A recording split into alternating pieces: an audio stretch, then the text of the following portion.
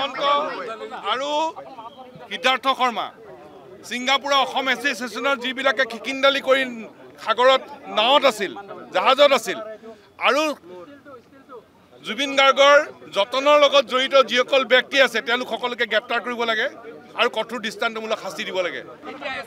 এজনকো ধৰিবতো পৰাই নাই, তাৰ ওপৰত তেওঁলোকক 10 দিন সময় দিছে চাৰেণ্ডাৰ কৰিবৰ কাৰণে, অৰ্থাৎ তেওঁলোকক অগ্ৰিম জামিন যাতে লাভ কৰিব পাৰে তাৰ কাৰণে পৰ্যাপ্ত সময় দিছে, সাক্ষ্য প্ৰমাণ যাতে নষ্ট কৰিব পাৰে তাৰ কাৰণে পৰ্যাপ্ত সময় দিছে। কোনো কাৰণত গ্ৰহণযোগ্য নহয়। এই তদন্ত ক্ষিপ্ৰ হ'ব লাগিব। আৰক্ষীয়ে চুচৰাই আনিব লাগিছিল শ্যামকানু মহন্তক, আৰক্ষীয়ে চুচৰাই আনিব লাগিছিল সিদ্ধাৰ্থ শৰ্মাক, কিন্তু আৰক্ষীয়ে বৰ্বৰতা দেখুৱাই আছে, বীৰত্ব দেখুৱাই আছে নিৰীহ অসমীয়া জনসাধাৰণৰ ওপৰত। জুবিন গাৰ্গৰ বাবে প্ৰতিবাদ কৰিবলৈ অহা আৰু প্ৰতিবাদ কৰিবলৈ নাহা মানুহকো ঘৰৰ চৌহদত সোমাই গুৰুলাগুৰুলকৈ প্ৰহাৰ কৰিছে। এয়া কোনো কাৰণত গ্ৰহণযোগ্য নহয়। অসম আৰক্ষীৰ তেনে কৰ্তব্যৰত লোকসকলৰ বিৰুদ্ধে ব্যৱস্থা গ্ৰহণৰ কাৰণে চৰকাৰক দাবী জনাইছোঁ।